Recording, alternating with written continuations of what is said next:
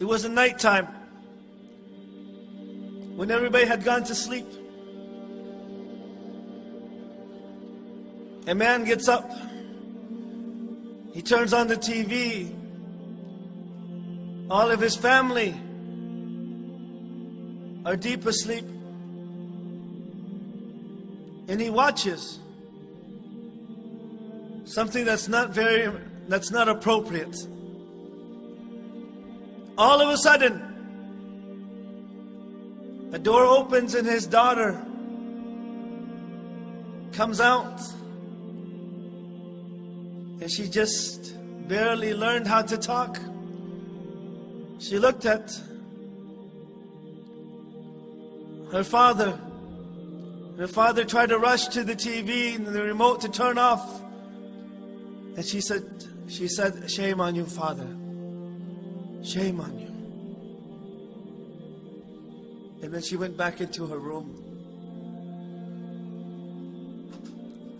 And so that man, after turning off the TV, those words resonated in his head. "Shame on you, Father.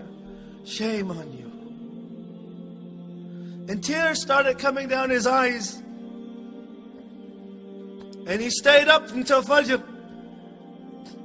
crying. Then he went to the masjid and he prayed with the congregation, and he was crying so profusely. Some of the brothers who had not seen him that Fajr prayer, they said, "Are you okay, brother?" He said, "I'm okay." One of his close friends came to him. He says, "Are you okay?" And he is crying and he says, "For over 20 years, for 20 years, this was my first sujood for Allah subhanahu wa ta'ala. Because of his daughter. His daughter came on and said, "Shame on you." So he went to work that morning.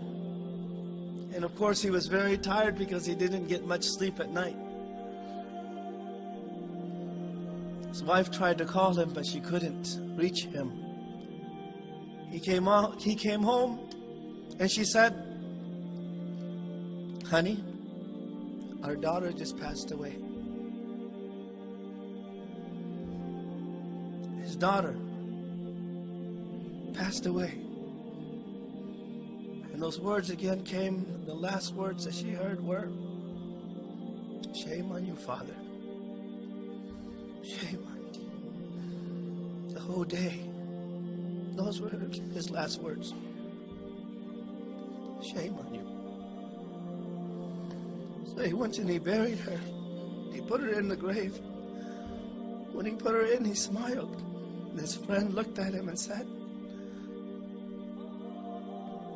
"Why are you smiling?"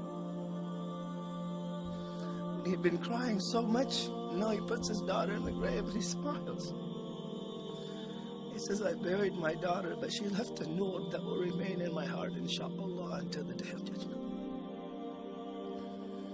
From that time on, he became strong and he kept on going to the masjid. And he changed. Allah took away something from him. But because of those words from his daughter, he became good again. For 20 years, he didn't even prostrate to Allah subhanahu wa ta'ala. Shame on you. All of us, Allah subhanahu wa ta'ala has given us a lot of time to change, to improve ourselves. It's enough. We've been disobeying Allah subhanahu wa ta'ala for a very long time.